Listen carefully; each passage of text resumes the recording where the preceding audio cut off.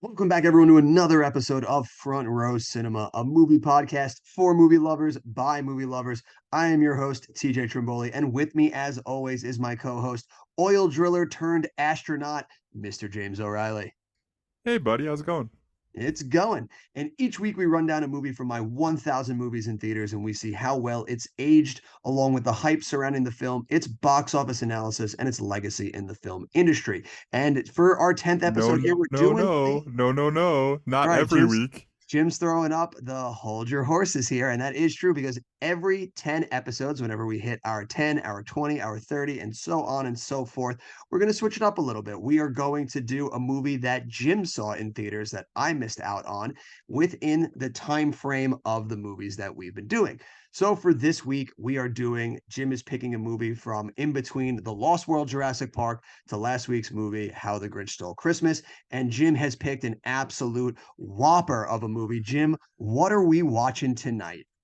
Yeah, I felt that for this time, especially in the younger years of your life, we needed to find one that it was absolutely criminal that you missed. You And so this week definitely, we watched Armageddon. that's right. You definitely went all out because this is a movie that how could you not see it on the big screen?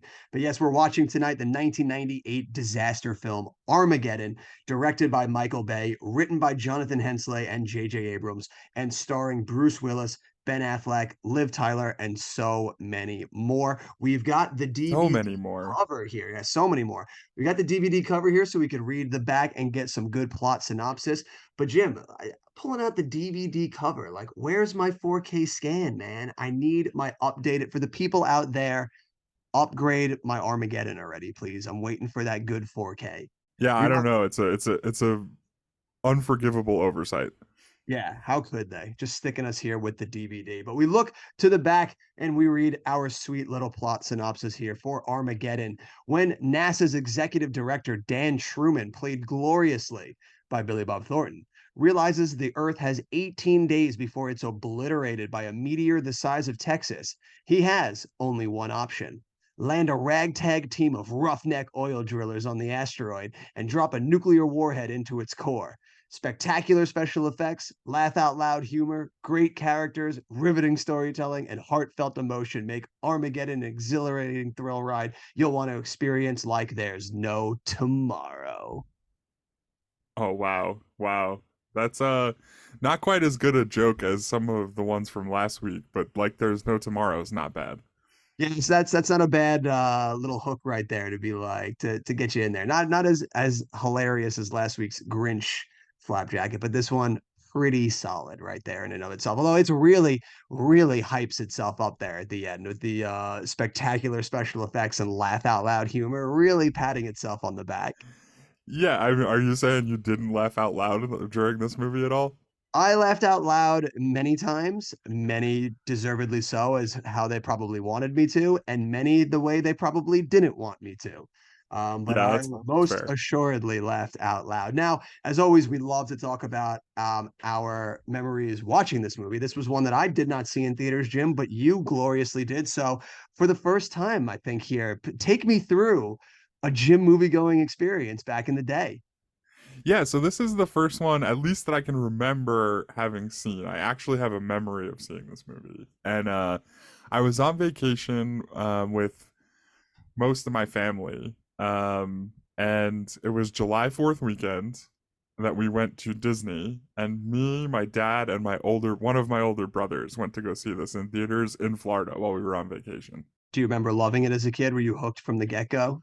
Oh my god, yeah, this movie ruled. I was so happy that I saw this in theaters. It was one of my favorite movies, still kind of is to this day, although maybe not quite as much after watching it this time. It's been a while, so It's definitely a really good Fourth of July movie. Like you just want something fun on the Fourth of July to just like turn your brain off and just watch some spectacle. Like that's for a young kid, like that's a pretty good option right there.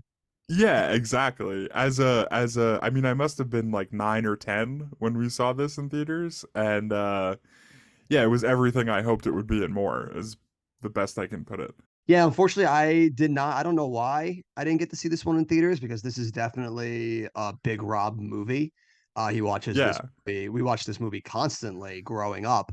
And it's a movie that was always on the TV. And if I, came home from us hanging out at night and Big Rob was watching it, like you bet your ass, I sat down and was watching that movie with him. So it's strange that we missed that one in theaters. Definitely one of the biggest missed opportunities for us in our young movie going experience with Big Rob. But we rectified it. We watched it religiously in the household as we were growing up. Yeah, well, let me see. Do you remember seeing any of these? Doctor Dolittle or Mulan, or Out of Sight? I don't know if you remember Out of Sight. That's the Steven Soderbergh movie, right? With George Clooney. Yeah, Out of Sight's the Steven Soderbergh one with George Clooney and Jennifer Lopez. Great movie. Did not see that in the theater. Where Okay, yeah. I mean, yeah, I guess we were probably a little young. The Yeah, I mean, X-Files came out that was out that same weekend. Mulan should have been a slam dunk, but was not. Yeah, I didn't get into the X Files until way later. Like, I don't think I was in college when I Yeah. finally started watching the X Files for the first time. So it was late to the party on that one. Okay, so it sounds like you just stayed home this weekend. You didn't go anywhere. Yeah, who knows? Probably did some Fourth of July shenanigans, but unfortunately, it did not include going to see one of the biggest blockbusters of the summer. But speaking of blockbuster performances, Jim, why don't you run down me this just stellar performance by this movie over this summer? Yeah, so like we said, it comes out July 4th weekend of 1998. So July 1st, I think, is the initial release date. And it pulls in opening weekend a little over 36 million, which for that weekend is beating out the second week of Doctor Who, the third week of Mulan, second week of the Soderbergh movie Out of Sight, third week of the X-Files. So a bunch of the ones we just mentioned. The fun fact coming in 15th this week, Oh boy. which I think it's still part of its original run. I don't think this would be like a re-release at this point. Is Titanic. Oh my God. Yeah, still going strong in the box. Yeah, it's still, and I mean, it only makes, like we said, it comes in 15th. It only makes $623,000. Still though, that's a But decent amount of money for the it's like yeah, the movie came out back in December. This is now what, July, and it's still pulling in right. So 600. it's 8 months later, and it's still racking up money, and it's brought its total up to 588 million, and I believe that's domestic. That's insane.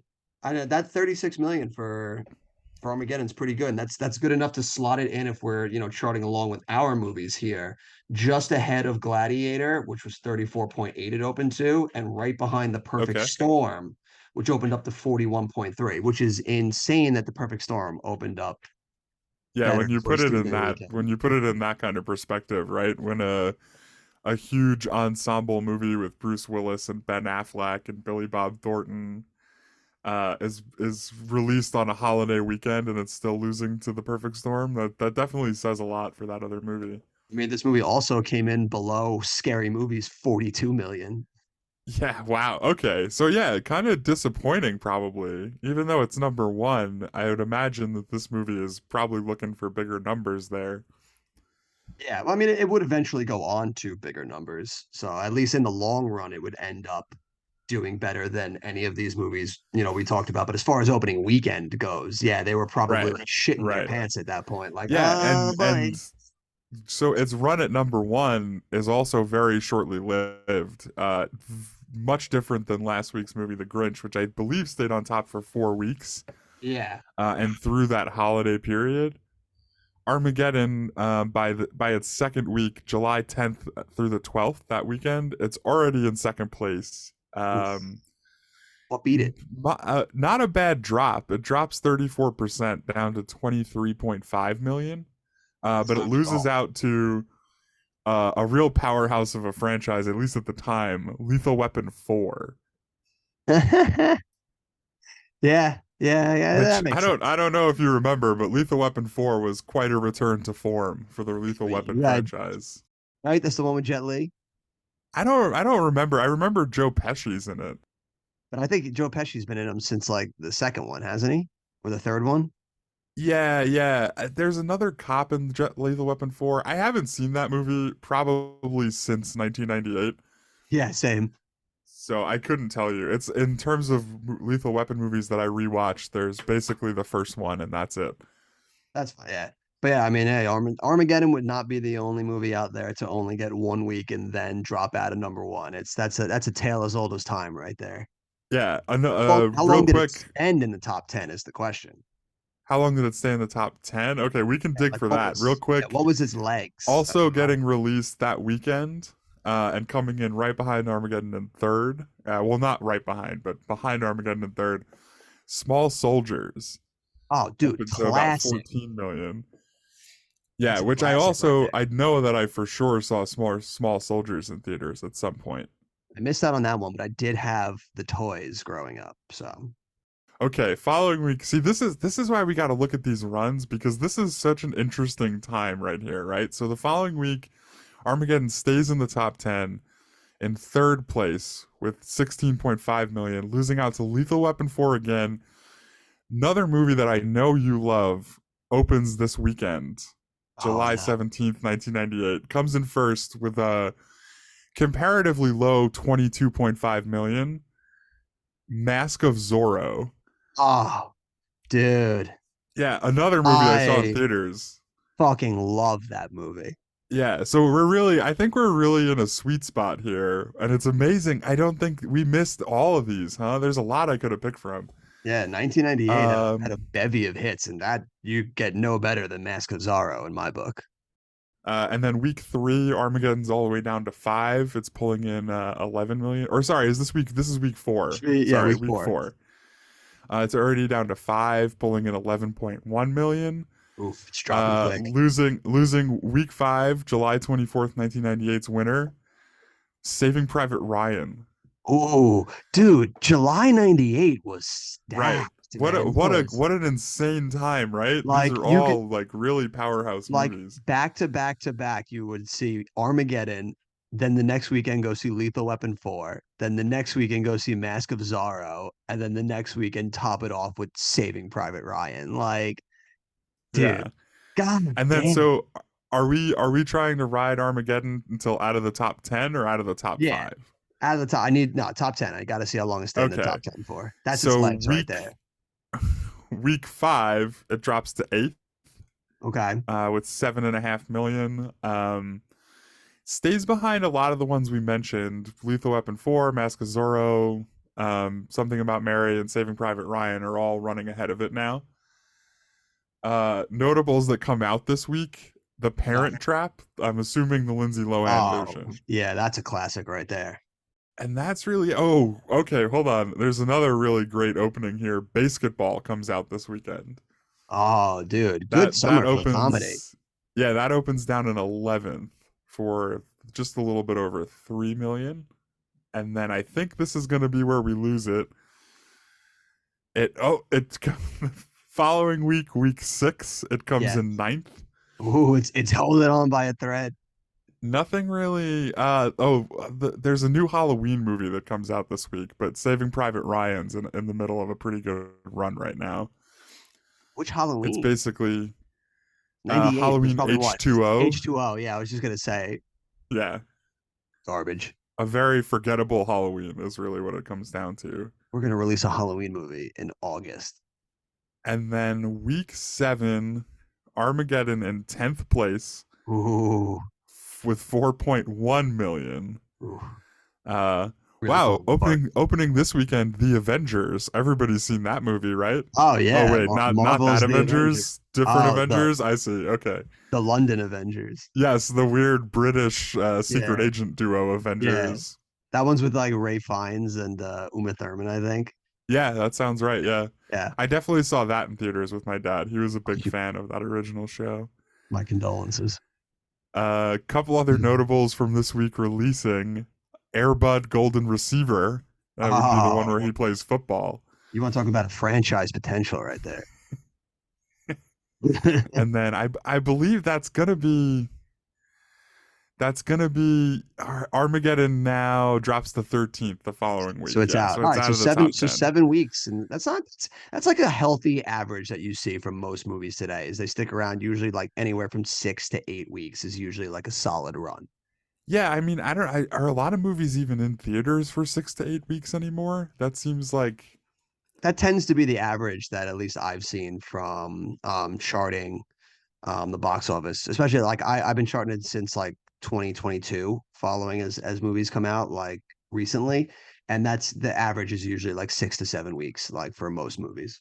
okay, yeah. And I mean, this so that like you're talking about for a total theatrical run, it's like 6 to 7 weeks for most Or at movies. least in the top 10 at least.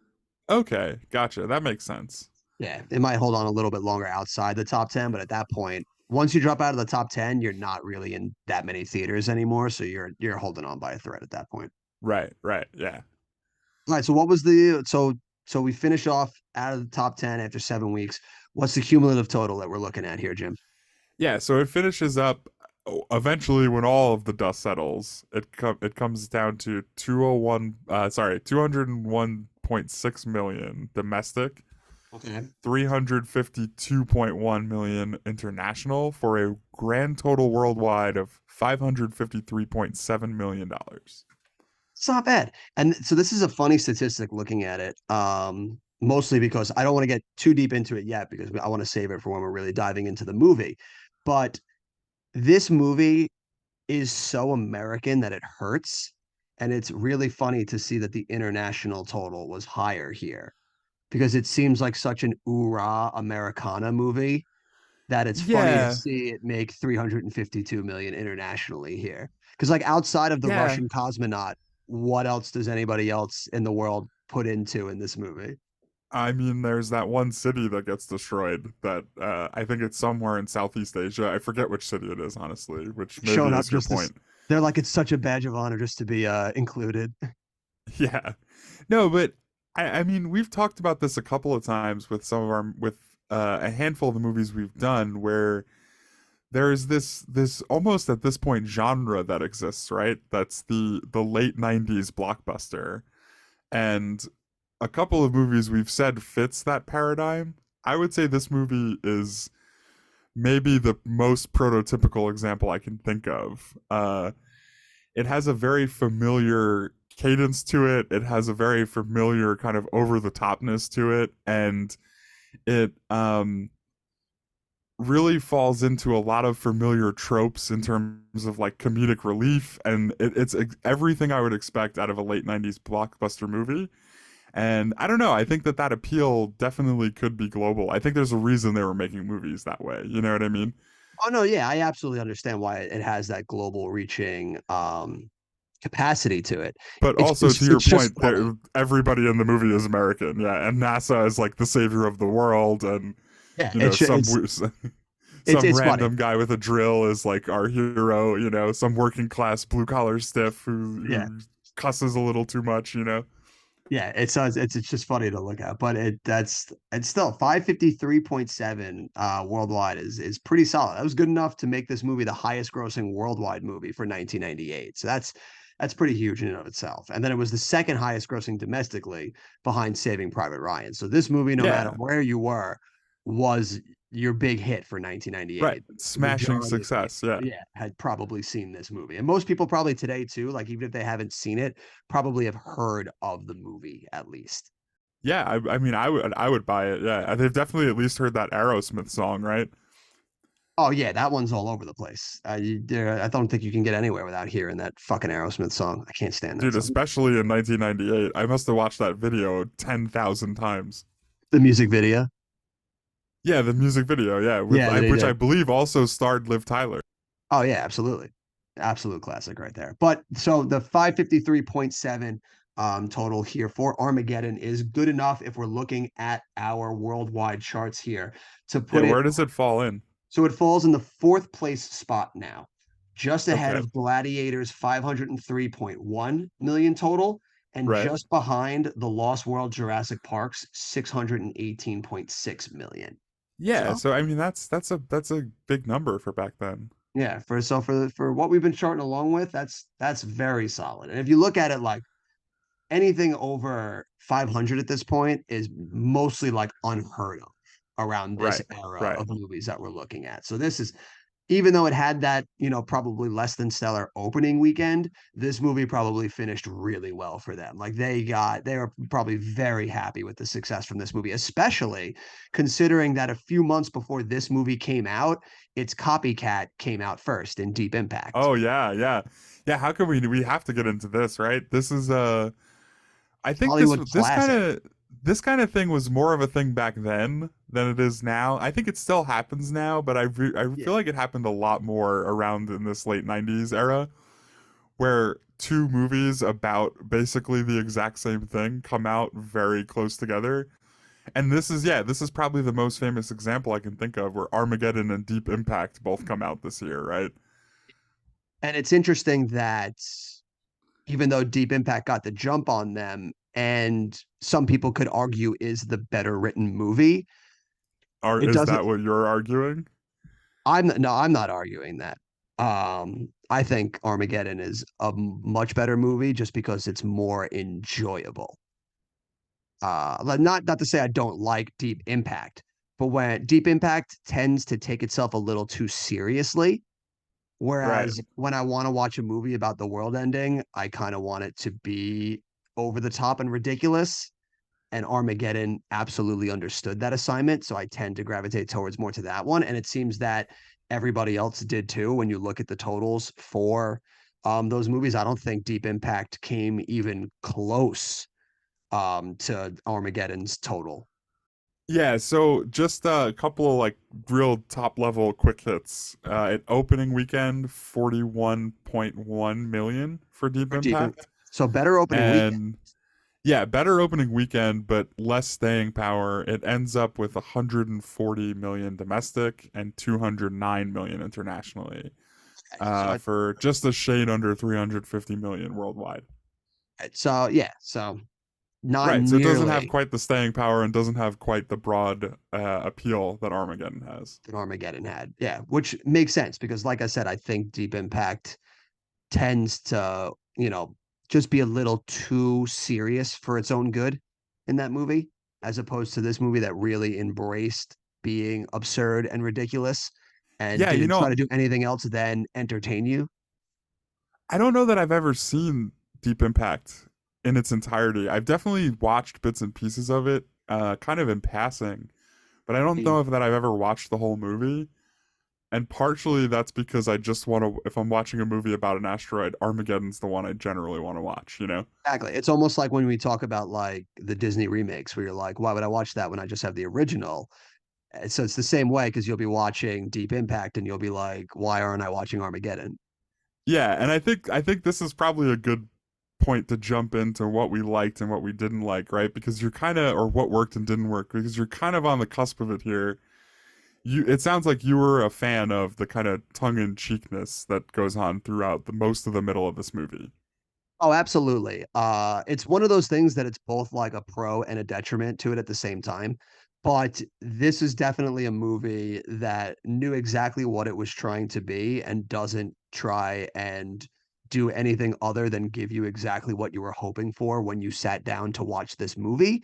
And that Yeah. goes a long way for me. And I also, just like we were talking about last week, about what made us like The Grinch so much was that it wasn't afraid to be weird and out there. I have to give this Uh, movie also props for being as out there as you could possibly imagine. Like somebody sat in a room and was just like, what if an asteroid was coming? And our only hope was to train oil drillers to dig into the asteroid to detonate a nuclear warhead. And somebody was like, yeah, let's do that. Like it's yeah, the and fact that they were so committed to that, it goes such a long way. yeah, as high concept goes, which is another really hallmark trait of the late 90s blockbuster. As high concept movies go, sending a oil rig team up to an asteroid to drill a hole in it for a nuclear bomb is pretty up there as like my favorite one that I've seen for a high concept. It's Um, absolutely absurd. it's so absurd, and the idea that they just laugh off in a finger snap in the blink of an eye, the idea that it'd be much better to train these astronauts how to use that drill than it would be to train these other guys to be astronauts. just the way that they continuously build up how like Bruce Willis just has this like mind reading ability to understand like the intricacies of drilling that like nobody else can get it. Like it's Yeah, yeah. so like they're Which just so committed to it. yeah, well, and it's amazing too because through those scenes it shows two things. The way that he handles that whole initial interaction when they're looking at his drill, but it's the bastardized version of his drill and he's dressing them down for how bad it is. It shows one exactly how much of an authority he is, that they're trying to copy him and they can't even do it. You know what I mean? And two, it shows how bent over a barrel they all are, because that's also such a benefit that it's a finger snap or an eye blink, with that it changes from astronauts to his guys, because they're just like, yeah, you're the best. You know, we have to do what you say because it's the only chance any of us have. You know, so I think that scene's pretty great, honestly. And it's such a great way to lead into the fun and games kind of parts that you're talking about right now. Yeah, where they're just like Because going through the as soon as all motions. the guys show up, the movie it hits a different gear that I think is really when it starts to get into swing. Well, it helps that they knew that they needed just a bevy of talent in this movie to help sell the absurdist nature of this movie. And we talk about it so many times about that guy in a movie. This movie is Yeah. chock full of stars and that guys. We have two returning that guys from previous episodes showing up in this movie. There was our returning that guys. We've got Peter Stromer, who was Dieter in The Lost World, returns here Right, as right. the Of Russian Fargo cosmonaut. fame. Yes, of Fargo fame of so many things, shows up here as the Russian cosmonaut. William Fichtner, who was, I forget his character's name, but he was in The Perfect Storm, clashing with John C. Riley's character. He shows up Right, in here. that old manufactured conflict. Yeah, that guy. Yeah, he shows up here as one of the astronauts. Keith David is in there at one point as like Oh the yeah, Keith advisor David's a good underneath one. the president. He's a good I one. love his part in this movie too. Yeah, I think he's probably one of the Joint Chiefs of Staff or some Yeah, kind of high up general because he's making like big decisions for the military. yeah. What's his name from Harry Potter? Lucius Malfoy is in this. He's like the guy who they're like he's the smartest guy on the planet.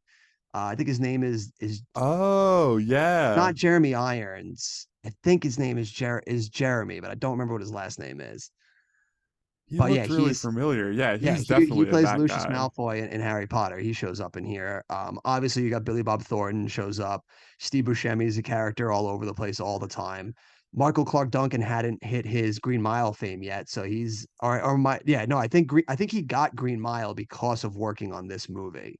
Oh really? Yeah, well I Owen mean, he was Wilson. pretty great in this movie. Yeah, Owen Wilson is in this out of no for whatever reason. Right, right.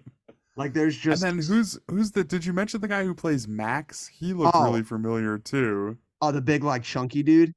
Yeah, I think his name was Max, right? Yeah. I don't Oh, Jason remember Jason Isaacs is the Jason one doctor Isaacs. guy. I knew it started with a J. So well, it wasn't Jeremy, it was Jason. But I knew that. Yeah, I've seen Max in things, but I can't remember what movies off the top of my head that he was in. Hold on, I'm Uh, bringing up his IMDb right now.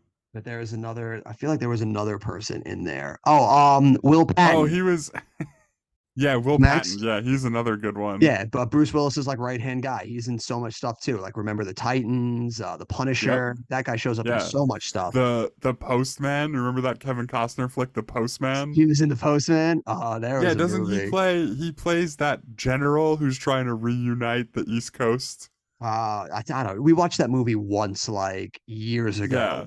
Yeah, he's the guy. Yeah, I don't know. I don't want to I get would have too in the weeds on it, but yeah, he's in The Postman, I'm pretty Yeah, sure. that's crazy. Yeah, so this movie is just chock full of just character actors that you would be like, oh, I know that guy from something. Oh, I know that guy from something. Like it's Yeah, yeah. just and they knew they needed that because it was the only way to sell a movie as absurd as this is to have a cast of characters in there that can deliver this like hammy-fisted dialogue. Yeah, and it's definitely part of what makes the movie work, but it also might be the silliest part of the whole movie is how hard they lean into the whole idea that they're I mean they're basically just a bunch of convicts, right? That's the Oh, gist of it. They're that was I'm glad you brought that up because that was one of the things that I was waiting to talk about in my dislikes column. And it not dislikes so much that like it ruins the movie for me, but it is I so weird I that think I know what you're gonna say, and I would say it's definitely a part that's aged poorly. If it was ever good to begin with, yes. it's And it's definitely aged weird poorly. that it's a thing that continually shows up in Michael Bay's career. Spoiler for the people out there. I mean, if you've seen this movie, obviously you know, but it's weird that Steve Buscemi's character is pretty much a pedophile in this. Yeah, when the authorities show up to the oil rig at the beginning, to get Bruce Willis to save to tell him that he needs to save the day. What does Steve Buscemi say? He's Buscemi's like, first thing is she told me she was 18, I swear. Like yeah, yeah. Which, oh my God, what the hell which was that? the first thing out of the gate is like, oh boy. And we're all supposed Yeah, to like that. laugh, like, oh, he's dating jailbait. It's like Yeah, right. That was I a don't joke. Yeah, that but was then a like joke, and he's supposed to remain likable after yeah. that. But then he repeats it like multiple times throughout the movie. Like he makes a Yeah, well, few references he to that. asks the stripper at the bar like how Yeah, old she is. how He like old she double is. checks. Yeah. Yeah, like this dude is definitely, if not a pedophile, right on the cusp of being like this dude likes barely legal ladies. Yeah, so that was rough. And then I mean the other guys are also criminals, but their bits are a little bit sillier, I think. Like Yeah, well, Michael they're Clark Duncan running away on his motorcycle from yeah, about 12 cop cars. they seem more like just petty crime type of criminals, like just kind of like nothing insane, but they're just more just like they're kind of like derelicts. And I get that's Yeah. what they were trying to do to make them all look like derelicts. And they were like, all right, well, how can we make Buscemi one, but not do the same thing as all the other ones? And they're like, oh, I got it. Like he'll be into like barely legal girls. And it's just like, ah, He's just a it's creep. That's the idea. He's just a creep, yeah. right? And I guess at that point there wasn't much difference between that kind of a creep and the other creeps in the movie. Maybe, I don't know. It But seems it's like there always was a difference. yeah, it's just it's one of those things that's just glaringly noticeable when you're watching it, and it doesn't make it easier having now seen the Transformers Age of Extinction movie where the whole plot point with Mark Wahlberg's daughter Oh yeah, dating the he's got dude who's got the the dude card. has the card with the laws like on it, Yeah, the right? Romeo and Juliet law that says that like he can date an underage girl, and it was just like, dude, like once maybe, but why is this like continually showing up in your movies? Yeah, I don't know.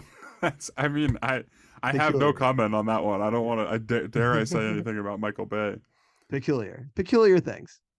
But yeah, that was probably the most glaring thing to me that would go in my dislikes column. The only other thing, which again is not even really a dislike, it's just something that's so noticeable, is what we were talking about before. It's just how fucking American this movie is. Like the fact that they're like, how do we get them to like Bruce Willis like quickly? Like, oh, he's this oil driller. Like, what's the first scene we see him? Oh, he's just taking pot shots at people that are like protesting oil Yeah, drilling. against Greenpeace. Yeah.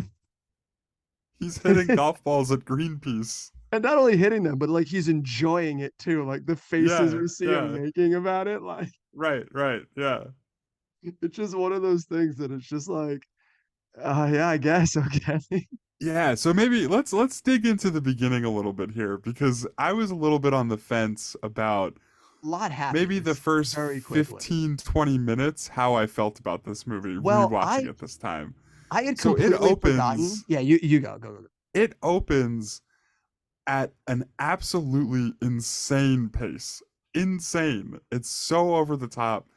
Um it's within a few minutes and there's always I don't know if you've ever heard this joke about American movies, but American movies it's like page 1 you meet the protagonist, page 2 he's taking a plane somewhere, page 3 the plane blows up. No, I haven't heard that. That's like like how American movies are, like they jump into the craziest stuff right away. Uh, But I don't know that there's a better example than this movie where it starts off they're doing like I guess like a repair in space, right? And Billy Bob Thornton's leading it from the command center, and the guy doing the repair gets blasted into outer space. His helmet cracks open because he gets hit with a meteor shower. And then within 10 seconds, the city of New York is getting destroyed. Eddie Griffin's poor dog is like hanging from. yeah, dude, that scene cracked me up too. Well, because it's funny watching movies now from back then and how quickly you tense up because like the second it showed me the wide shot of New York City and you see the Twin Towers, I'm like, oh, I don't remember. Like, please don't, please don't, please don't. Yeah, yeah. And Oh, then wow, they and don't. that's a good point. I noticed that too when they you didn't notice that part Which part? when they after the things got destroyed, they cut back to the Twin Towers and the top of one of them was like busted and on fire. Oh no, I didn't. I must have missed that like Yeah, yeah, snapshot that scene. happened. That At least happened it in this movie. at least that's just like you just see like smoke billowing and like it's not like completely decimated like they could have done in that scene because you do see that some of those meteors like completely take out buildings. Oh And yeah, back then yeah. when you want to do spectacle, it could have been an easy layup for them to be like, what if we have one like just strike the Twin Towers? And it was just like, thank you for not doing that now in hindsight. Like, Yeah, yeah. but That one definitely worked out, I suppose. yeah, another one that also cracks me up is just the way how quickly he hypes up that like New York City is just a wasteland. Like when the cab drivers got the two Asian people in the back and they're like, "What's going on?" He's like, "It could be anything. It's New York. Someone could have got stabbed. Someone could have got shot. Like it's crazy." Yeah, and that scene is so over the top. So over the Yeah, top. dude, when The that way the meteor hits cabs the are like first building, flipping. Yeah. like it just It hits the completely, Samoan guy. I think he yeah, was yeah, Samoan. yeah, and he just gets just clobbered. Yeah, he's selling his Godzilla little like tokens on the street. Which is another hilarious call out for like a disaster movie. Like we got to throw Godzilla Yeah. in. But dude, even Yeah, but before all this insane shit happens, I had completely forgotten about that weird intro. Which was that Charlton Heston narrating oh, that? I had completely forgotten about that. Yeah, Yeah. where he just hypes up like the asteroid that destroyed the dinosaurs, and he's like, "It happened before. It will happen again." Yeah, he It's says like it what? will happen again. Not that it can, that it will. And then maybe the funniest part of the whole movie when they cut back to Earth and it's 65 million years later. I had completely forgotten that there was that prologue. So like it's amazing, like just what they just pack Yeah, into this. it's a wonder that this movie ended up 2.5 hours long, huh? Yeah, yeah, right. Now Makes that was going to be sense. another Yeah, comment of mine was that the length this movie is long. yeah. So yeah, and I mean that prologue probably a thing I didn't necessarily like, or at least didn't necessarily need. Yeah. Um, it had that really like kitschy looking back on it, poor quality effect on the title screen, where Oh the yeah, we're like the letters like Armageddon. they like blew away into fire, but it looked Yeah, kind of crappy. This it when you look had back on it in it was 2023. very 90s special effects wise. And Yeah, I will say that a lot of the times in this movie too, this is one of those movies where the special effects do not hold up as much. yeah. I There think were a lot of there was scenes that I one was like, shot. "Hmm, There was one shot that I really did like, and that was when they flew when the shuttles took off and sent them into space. I for yeah." whatever reason, I don't know that it looked like modern or great, but I did like that shot. But overall, yes, you're correct. The special effects were rough. There are some that are passable and look okay. There's a lot that are just all over the place and look very poorly rendered for Yeah. even for 98. But I will say though that where they use practical sets, it works really well. Like the practical set of Yeah, them on the asteroid looks great. right. It looks cool, and that's something that for that movie was memorable for me. Like I remember what that set design looks like. You know what I mean? Yeah. And that's always a good thing because it had been years since I've seen this. But if I can remember with pretty great detail what your movie looks like, that's a good sign that you did something right. Yeah, and this movie definitely, whenever it utilized its practical set work, it looked way better because they even had plenty of scenes where they use practical sets to do the action, like the when they jump the lunar module over the like Grand Canyon portion Which is just is amazing. yeah, which is just how do you top all the crazy stuff they've already done, and then you have that scene, but it does look like they shot a lot of it with like miniatures and kind of like a bit of movie magic, and that holds up. That still looks good now. Yeah, yeah. Yeah, so like I Right. wish And they so had done it's more like a work with lot of miniatures. movies. It's like a lot of movies from back then, and it's something that we talked about with Titanic too, where when they rely heavily on the computers in this time period, it's very noticeable. What looking back. Yeah, like a lot of the times when the one ship crashes and like flies over the other one, Yeah, it yeah. was like, oh my God, this looks horrible. Pretty tough. Yeah. How about those reminders when they would cut away to the asteroid and they'd have like a shot of the asteroid hurtling toward Earth with all Oh, that weird colorful like aura around it? not only that it's hurtling towards Earth, they managed to add like sound effects of like the asteroid like groaning as it was like floating towards Earth, like it was menacing. Yeah. Like that cracked me up every time when it would cut to that. It was just making like this weird whooshing that as it was like barreling down on Earth. And I'm Yeah, like, like it's the villain of the movie. It's yeah, it's yeah, it's Dottie, right? Isn't that what the guy names it in the yeah. beginning? It's so good. Oh yeah, he's like, I want to name it after my wife. Like she's a Yeah. bloodsucker too. Yeah, and you can't escape. Dottie. So I will say the humor definitely lands a lot more than it doesn't in this movie. So that's another thing I Yeah. feel like I got to give Well, it and credit for. it's interesting because I'd say like the humor is probably my favorite part of it, right? But it's also the way that they intermingle that with the action throughout the movie, I think is sort of what makes this movie good or bad. And at different times, it works better than it does at other times, right? I still don't really know how I felt about the first probably like half hour of this movie. Like basically everything before everyone shows up to Nassau and he's getting the team together, right?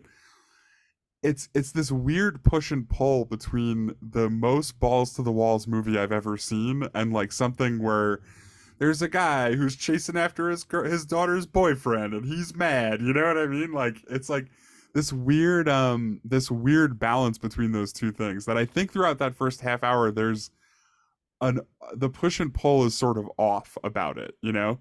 Yeah. Um I think once they all get there, it starts to work where it's silly and they're training and it's fun and then they're just kind of reminding us every once in a while of what they're doing and that it's looming. Um and then yeah, I think one of the big negatives though is once we get into space and we're in some of the more life and death scenarios or immediate life and death scenarios, I suppose, because this whole movie really is a big life and death scenario. But when you're in those situations, I feel like the balance gets out of whack again, where it's too actiony, and a lot of the humor doesn't hit quite as well in those second half of the movie set pieces. Feel that there's definitely times where the balancing act of humor within action is a really fine line to straddle. Yeah, like I wish, looking back on it, I don't know that there's a line that Steve Buscemi said after he has space dementia, which by the way, what the heck was that about? Amazing. He's got space dementia. And everyone's Yeah. like, yeah, totally. That's the Yeah, thing. that's like nobody questioned that at all. Like what does that even mean, dude? That's the most vague name for something I've ever heard. Is it hypoxia? Is it just he's cracking under the pressure? What does space dementia mean? He's got But space so dementia. basically anything he said after he got space dementia, you might as well just cut it from the movie because you know he's there for laughs, but I don't feel like I laughed a single time. Because all the joke really is that it's like, hey, look at him, he's cracking and he's just being silly. And it's like, yeah, but like it's not funny. Yeah. I mean, it's right. It's too Yeah. And silly also, for how high the stakes have gotten. You know, exactly. Yeah. I feel it like at that doesn't point, like especially, fit in as well, so I feel like it doesn't play as well. yeah. Well, once you get into, I feel like they need to know when is the time to start scaling back and cutting out the jokes. And when you're getting into that late fourth quarter bit of this movie, that's your time to, we got to be all game face at this point now. Our joking time was for the fun and game section and the middle of the movie. But as soon as we lose Max and we think we're at our all is lost moment, and then Ben Affleck shows up with the other module, like it's game face for the rest of this movie. Like there should be very Yeah. little joking at that point. And it's weird too, because like the jokes that they're doing with Steve Buscemi are insanely dated. Like he does like the Doctor Strangelove bit, and it's like outside of like real big film nerds, like who's gonna get that bit? Yeah, well, I mean, and I get my point is I get the bit, but it wasn't funny. You know what I mean? I wasn't like, oh, haha, a good one. I was like, oh, that's so lame. You know? Yeah. Well, it's a movie that probably doesn't lend itself to referencing other movies. Like there's no need for that joke to be in there. It's Yeah, too self-effacing at that point. yeah. I guess. I mean, I'm not necessarily trying to like critique the jokes in super Yeah. No, I granular detail, but just something about that balance between balls to the walls action and really silly humor, just Yeah. like it slides out of whack in the end of that movie, probably like for like the last at least hour, which is a pretty long time for again to lose something that I think makes most of the rest of the movie work. Yeah, well, it's definitely like a time and a place for it. At least for me, I feel like a lot of the humor that I gained from this, and I don't even know if this is something that was like purposely done on their end, but a lot of the humor gained for me is in those, not necessarily the dialogue, but in just the absurd action of how far they're going with how silly it is. Like we were talking, the space dementia, like that cracks me up because it's just like, what the fuck are you, what? Like that's absurd. Or like another Yeah, and moment I that think that's gets, something you're right. I don't know that one was meant to be a joke. That just feels like a throwaway line that yeah. just sounds really weird. Yeah, or like the humor that comes from me is when they're like, "We lost a drill head," and they're freaking out, and they're like, "The president's saying to do the order," and William Fichtner opens up the safe, and they're just like, "Why do you have a gun in space?" And like, there's just like the pistol in there, and it's like they brought a pistol to space. Yeah, yeah. I'm not gonna lie. I definitely was laughing at that part because of just how insane it had gotten so quickly. Yeah, it's like, Like Armageddon has like space mutinies in it. yeah, like it's one of those movies where you're like, just when I think this movie can't get any more ridiculous, somebody pulls And a what pistol were in what were space. those things he put up to his neck? Were those like bolt cutters? What was he gonna do with those? Yeah, I don't know. I don't know. He had him around his neck and he convinced him to give him the time to drill to 800 feet. Yeah, or is it feet or meters? I don't know if it was metric. I Probably don't. not because of how American this This movie is. this is America, man. I ain't doing no meters here. Yeah, But I just but I no. it's So yeah, I mean, I get what you're saying. Yeah, another I think another bit where good humor comes from is in the character of Peter Stromer. And I don't know if that's entirely up to just like how much I enjoy Peter Stromer as opposed to like what they were written of him to be funny. But he yeah, works for me in this movie because he's just like a bumbling clown, but at the same time is like one of the most experienced guys up there. Like at the end of the movie, when the girl's just like reading the manual, trying to press the buttons, and he's like, "Let me show you how we do it in yeah. Russian space station," and he just starts It's beating the so shit out of stupid. it. It's so stupid. Like, It's so stupid. they're just like, "What if we sent 'Cause Russian Charlie Chaplin up there?" And like he's in the That's movie. yeah, that's another stock 90s blockbuster character is the guy who's just totally kooky and does wacky stuff that like somehow always works out. Like it's and it works. He's one of the brighter spots in this movie when it comes to the characters. Yeah. Because you know who kind of bores me throughout this entire movie? Ben Uh-oh. Affleck. No, not Ben. What is it? What do you mean? You don't like Ben? I mean, I don't think it's his fault. He's just got to play the straight character, the guy who's in love with the oil driller's like daughter, and he's just trying Right. to like prove his worth. Like he has the least amount to do, I feel like, in the movie, other than to just be there and say like the prototypical main character lines, you know? Yeah, I guess so. Right. And he's another one. He doesn't try to joke too much, I don't think. Yeah, But yeah, very limited. I think you're right. I think it's more that his role is limited than anything else. And for But I somebody think who's like technically supposed to be one of the main characters, like if I'm supposed right. to care Well, at the end that Bruce Willis is giving up his life for this kid, like you don't yeah, and I really give him mean, a lot of meat and potatoes. did you not care? I totally cared. I've seen Oh, this movie 10 times and it still hits me at the end when he does that.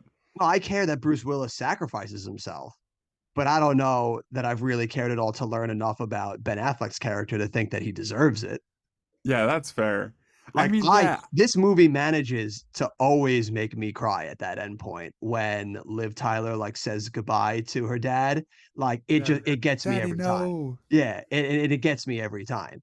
But at the same time, that's entirely up to their two performances in that scene and has nothing to do with Ben Affleck's character in Yeah, this entire. no, that's fair. Yeah. I don't know. I think I like this movie and I like the balance between the three of those three characters in the story. Um and I think that the ending works best if it's just as much about Ben Affleck as it is about Liv Tyler. like he's, it's, I mean, he's giving his daughter something, which is the big thing, but also he's finally giving them his approval, and he's AJ's finally achieved something in Bruce Willis's eyes. So it makes all that stuff so much more heart wrenching when Bruce Willis like has to give up his life to achieve it, you know? No, absolutely. I definitely agree with that. I So think yeah, I mean, but also Ben Affleck probably wasn't like the greatest actor in this movie. You're right. it's one of those things where like you feel both sides of it evenly. It feels like, because it still works for me and it still gets me. I still tear up at the end of this movie. But at the same time, like he feels such like a stock main character in a Yeah, movie. and by the way, their relationship is another. It seems like such a nod to Americana. The Oh, whole absolutely. them just sitting in like a field with a muscle car next to them, just hanging Just out, having like having a picnic. the picnic. It's a beautiful day out. Like, Yeah, or when they're draped over each other in the thruster of the shuttle. yeah, That was a cool shot where yeah. it's weird, like you could picture it's almost that exact same scene as them in the field with the muscle car next to them, or the same feel of it anyway, but it's in that interesting place. Like that was pretty cool. I know it definitely it works. Like it's you feel the tropes and the sentimentality of it, but it works at the end of the day. Like you could sit here and be like, I can see that they're what he's doing and how it's manipulative, but it works. It gets you. Yeah, So yeah. I can't entirely fault it because it does get me, and I do at the end of this movie every time. Like when he's like, Daddy's gotta go now. Like, "Ah!" Yeah. No, but just oh man, when they draw straws, Ben Affleck was good in that scene. No, I thought that scene was great. No, I did that. That was one of the better ones with him, and I think his whole section when he's with Peter Stormare is his best work because he has the most agency at that point. Yeah, yeah. Well, Everything yeah, else, he just kind of feels like that's he's in part of what service of keeps Bruce me. Willis. Yeah, that's part of what keeps me engaged throughout that part of the movie. Honestly, the most is that Ben Affleck is showing off. This is his chance to actually prove himself, and Definitely. it's the situation is perfectly tailored for him. He needs to be aggressive to get through all this stuff. Yeah, He needs to absolutely. jump that rover over the canyon like Evil Knievel, with the guy Dude, hurtling off the back of it, holding onto a rope. that got me too when he was just like, You ever heard of Evil Knievel? I was like, No, I never watched Star Wars. Yeah, It's like, that's God such damn a it. bad joke. Such a bad joke. It is, but that's we talk constantly here about how I will laugh at legit anything, and that proves it. That when I laugh at that line, I will laugh at anything. Yeah, yeah. So, yeah, so okay, so I don't know. I think it seems like we both like this movie. I think we've covered a pretty Oh, wide absolutely. range Well, of we've parts and we did have definitely run the gamut. I have one last thing that when it happened, I was just like, I can't wait to talk to Jim about with this. But what was with the weird ass section when Bruce Willis clicks the button to die and him and Liv Tyler have that weird moment of like oh connectivity in the yeah. afterlife, and you see like the both of their lives flash together in this weird, and then they're both in like a black backdrop, like looking towards like the Yes. camera, I and don't it know was like, what that was. what the fuck was that? Like Yeah, that happened, and I was like, that was a choice. it was wacky. Yeah, I don't know what the heck it was about, and it felt like it definitely took away from that moment for me. Yeah, dude, for It me, definitely made it about something other than the people, and then yeah, the people was who I really wanted it to be about at that was point. one of those things that in a movie where I've seen insane shit like them jumping a rover over a space canyon and space dementia, that felt like the most out of place thing in the movie. Yeah, yeah. No, I think you're probably right about that. And yeah, I don't know. I guess as a general thing I didn't like, I just like the action sequences also felt pretty dated. A lot of that stuff felt especially when windows were breaking in space. Anytime somebody's window or helmet broke, it always looked so cheesy. Those two dudes just get sucked right out of the front of it. Yeah, I thought the whole space station sequence when the space station explodes was kind of like I didn't really love that part. It's very stocky action. Yeah, yeah. And all very seemingly plot focused, where it's just where somebody's saying, okay, but at this point in the movie, there needs to be another big obstacle. So let's make this thing blow up, you know? All But right. Like, it's ultimately pretty shallow. It doesn't feel earned in any way. We got to talk about Michael Bay, man. yeah, Michael Bay is quite a director. I mean, I can't fault him enough because even though he has all these really like absurd tendencies, his movies are never boring. Like he's never made a movie that I was like, this is dog shit. I can't take it.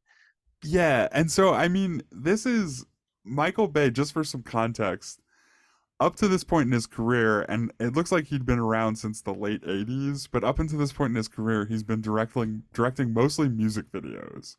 And we did this a little bit last week with Ron Howard, where we're looking at a string of movies, just to get a sense of like where this person was at their career.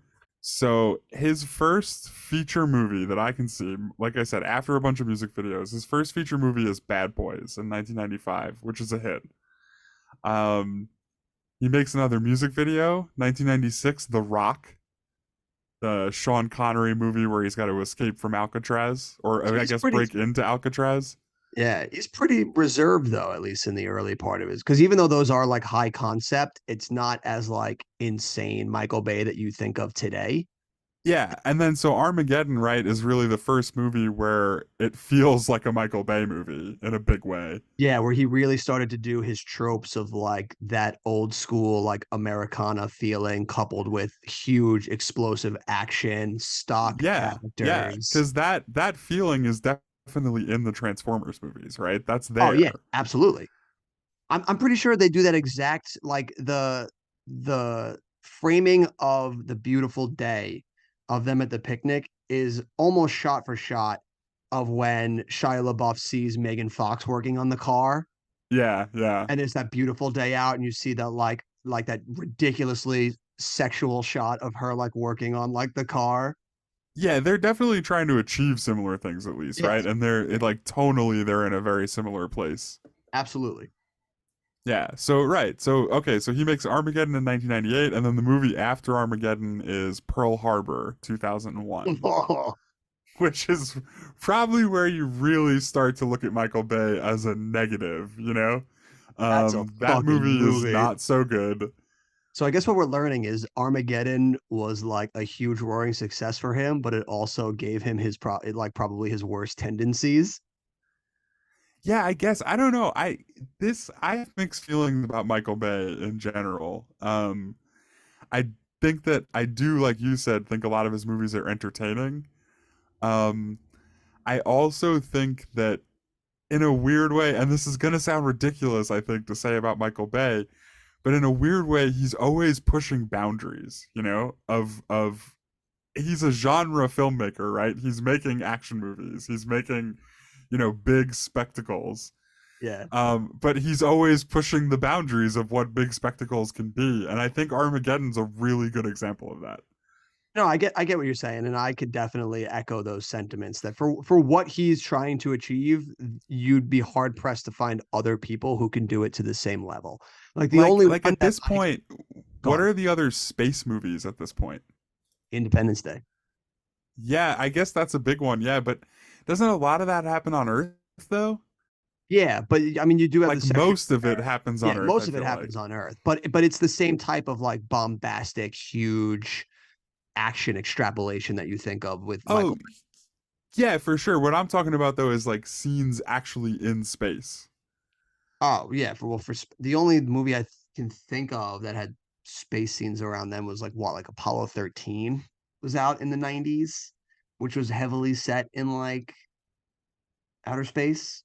Yeah, so I don't know. I feel like you could point at this movie Armageddon and say that it's setting a lot of standards for what space and action movies are going to be going forward. I could see that. Yeah, which in a weird, you know what I mean? So I don't know, I would say Michael Bay's like revolutionary, but he's definitely pushing the boundaries of the genre of films that he makes. That's Ab- the way I look at it. Absolutely, I would definitely echo that then. So where would you place Armageddon in the pantheon of Michael Bay movies for you? Oh, okay. So I mean, first I would say it's probably near the top of that set of four that I just threw out there. I do like Bad Boys and The Rock. Pearl Harbor not as much, but I think Armageddon's probably my favorite out of those. Going forward, Bad Boys 2, I probably like Armageddon more than Bad Boys 2. I've never seen The Island. I like all the Transformers movies. Stop it. I might say Revenge of the Fallen is above Armageddon. Stop it. No, what? You don't like no? Is that's crazy? You don't think Well, so? we'll save that for when we get to the Transformers. My Okay. thoughts Yeah, I on mean, that franchise. it's up there, and I didn't really like Six Underground. I saw that movie. And then Oh, I hated that movie. Ambulance was funny, but Yeah, so yeah, it would definitely be. yeah, have you seen Ambulance, by the way? Oh yeah, that is a another perfect example of just like absurd action from Michael Bay. Like, and Yeah. I love that he does not give a fuck about how things actually would explode. Because I think there's a scene in that where you see the ambulance just drive through two cars, but then two cars like on the outside of those two cars explode. And it's like, why? Why? Yeah. How? Why would that happen? Yeah, who cares? That's what are you kidding me? That's not I don't care why things explode or how they should explode. I just want to see something that looks cool. So yeah, so he's always doing that. Yeah, for me, Armageddon top of the heap for Michael Bay. Yeah, really, the top of the tops, right? It's got to be up there. For me, it would only be this or The Rock, at the top for me. Because You don't spoiler like alert, any of the I what about the hate Bad Boys movies? Do you like those? I haven't seen them in a long time, so I can't really speak to those. Little Mike Um, Lowry. yeah, I remember enjoying the first one. I remember when I first saw the second one, I fucking hated it because it was so long and it had that like extra coda in like Cuba. Yeah, the But bonus movie where they go to Guantanamo Bay. yeah, but I feel like I might enjoy it better now watching it. But I haven't seen it since I was like a kid when we were in high school and watched it. So I would have to rewatch that one to really give like a I good like Bad opinion on Boys it. 2 a lot. That's another one that has a really memorable scene for me when they're on the freeway and they're throwing cars at the cars that are chasing them. They're on that big truck that has a bunch of cars on it, Okay. and they're like pushing cars off the back of a bigger transport on the freeway at the cars Yeah. that are chasing them. That sequence is so cool.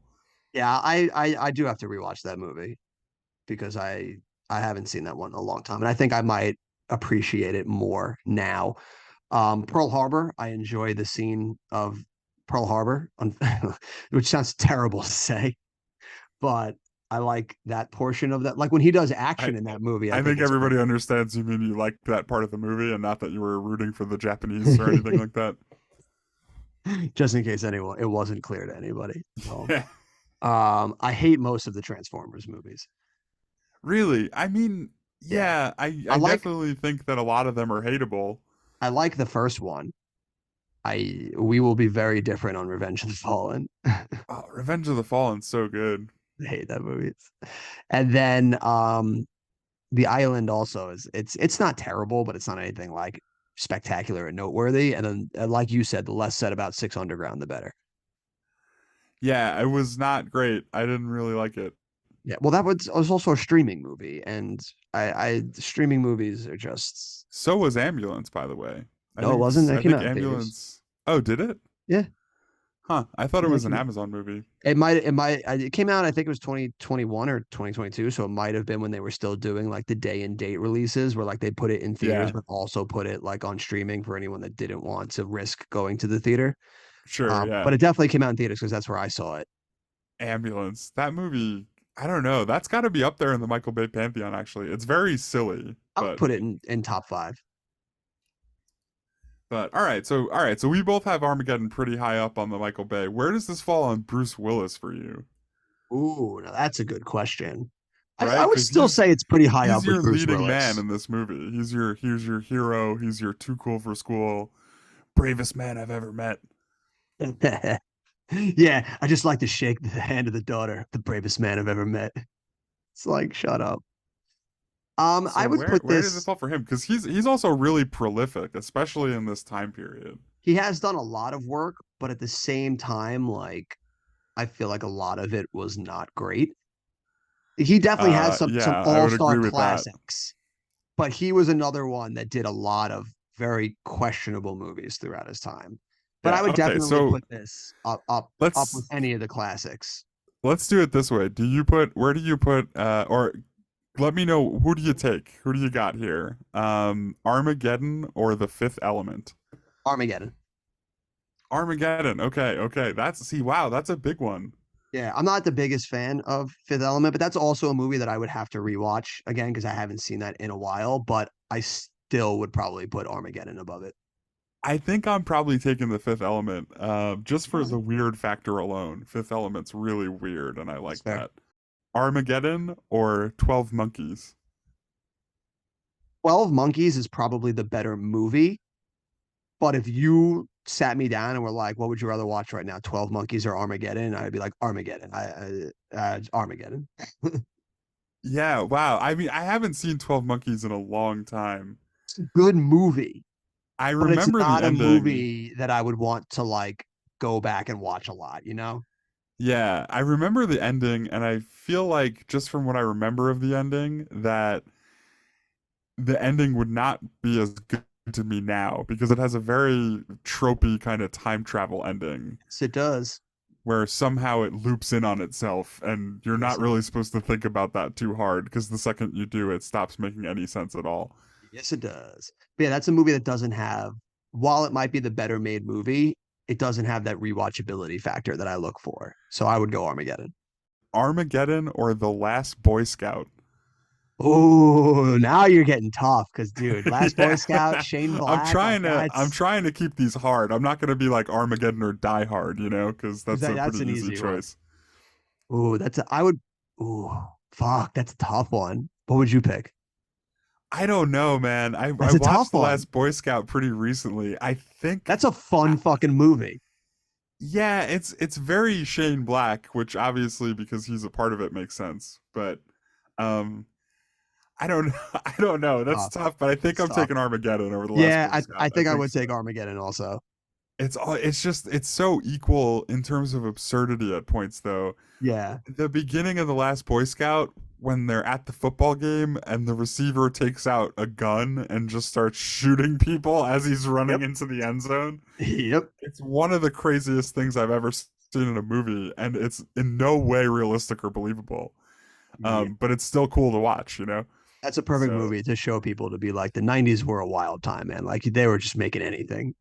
yeah, I think I mean the Last Boy Scout's weird, but I think I'm taking Armageddon. Did you pick one there yet, or were you looking for No, my I would pick agree. first?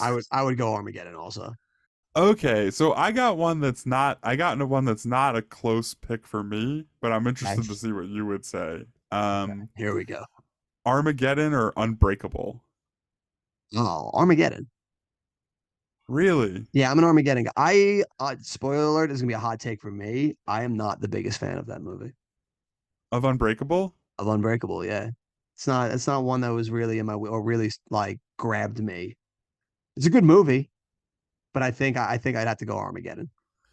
Okay, yeah. I mean that's definitely fair. I don't think that opinion's insane. I know you really enjoy Um that movie. I'm sure you would pick Unbreakable. I think Unbreakable's really good, really spectacular. I don't know if I would say Bruce Willis is a main reason.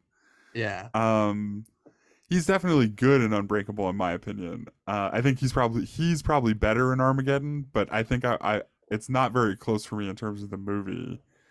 Um there's no scene in Armageddon for me that gets anywhere close to the scene where the kid takes his dad's gun and is pointing it at him in Unbreakable because he fully believes his dad is an impenetrable in like totally free from vulnerability superhero, Yeah. and that if he shoots him nothing bad will happen. And that kid's pointing a gun at his dad, and it's one of the most intense scenes I've ever seen in a movie. And it still gives like the hair stands up on my neck just Gives you thinking like about like the the tension in goosebumps. that. So yeah, Unbreakable for me is an easy pick there. It's fair. I do have to go back and that's another one that I should really rewatch and see if my feelings have changed at all because that's another one I haven't watched in a hot minute. And the only other thing I wanted to cover was potentially J.J. Abrams. because he does get a writing credit, as you mentioned way back in the beginning of this episode. Just crazy. Um, This was probably like one of his first big writing credits, right? Because he didn't really get big until the mid 2000s with Lost. So to see that he was popping up as far back as 1998. well, so I don't know. I'd say we probably didn't hear his name until Lost, but so Yeah, let's that's what run I through mean. his credits really quick. He has a few credits as Jeffrey Abrams with some movies that I don't think I've seen. Very And I respectable. couldn't tell you what they're about. Jeffrey Uh, Abrams. this is really his first big noticeable movie credit that I can see where he gets a His, screenplay credit. his rechristening as JJ.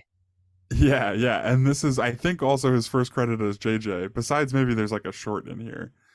Okay. Um, but so yeah, so there's this. Then he gets Joyride, and then he goes on to create two TV shows. Wait. Hold on. The Joyride, the Steve Zahn movie, like the when Paul Walker, Yes, yep. Steve he wrote Zahn, Paul he wrote that Walker. movie. Yeah, writers Clay Tarver and J.J. Abrams. J.J. Abrams. That is hilarious. That movie. Yeah, so he gets those two movie credits, and then he creates two really popular TV shows that I mean, I'm gonna guess that you've at least heard of both of these. He Uh, creates Felicity, yeah, I've heard of that one.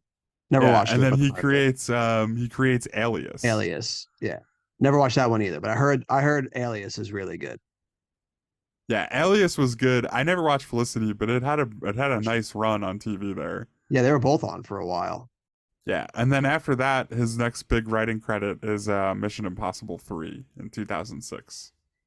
which is then when we really started to know everything about him and see everything he would be putting out.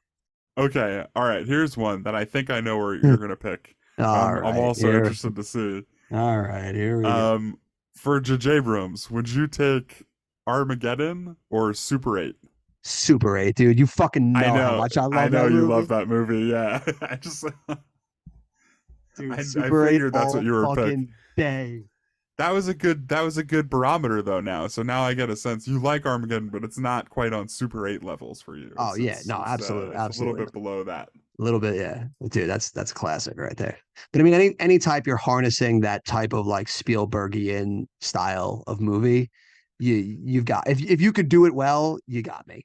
All right, it seems like we've run the gamut here on Armageddon. Do you have any other final thoughts, Jim?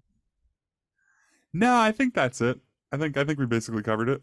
All right, so now we move into everybody's favorite, Jim's favorite moment. We Oh posed boy. the question last week: would Jim's pick be the movie that undoes the list here?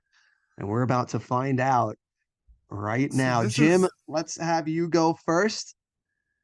Your this is an final interesting rating. one because I'm doing what I do every week at this point, and it's I come into the episodes with a rough idea of what I think of the movie, and then as we talk about it, I kind of solidify that idea for myself.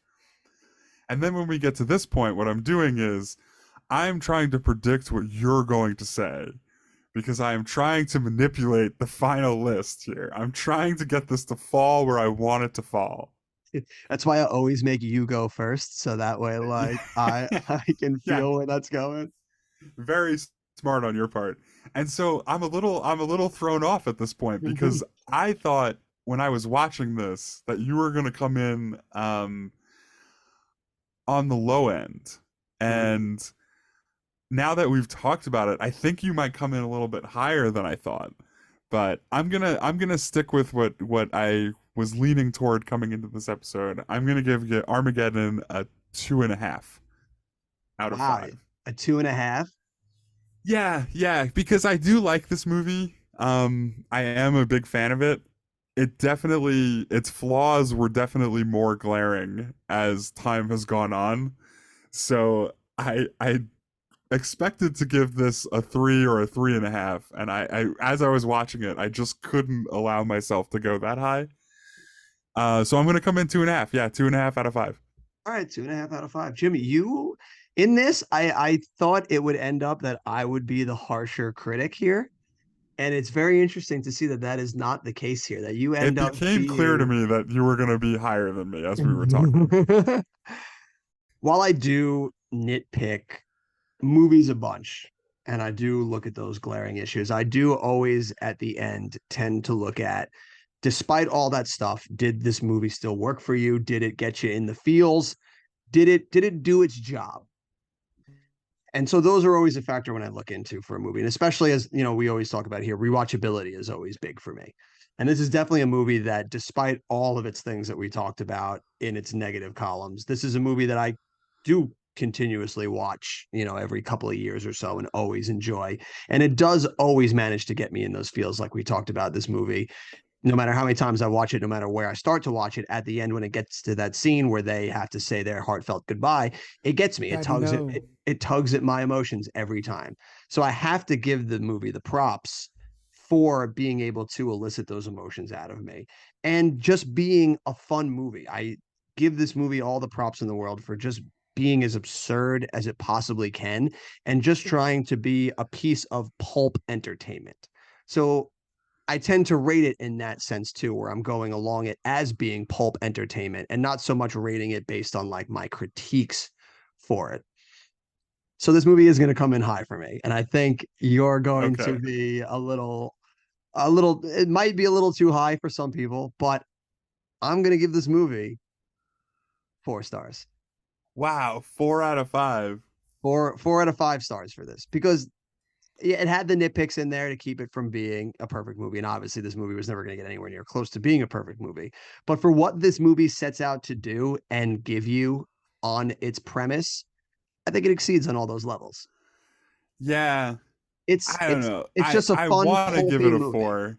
I wanted to, but it didn't quite deliver that way for me this time around. And that's fair. It That's fair.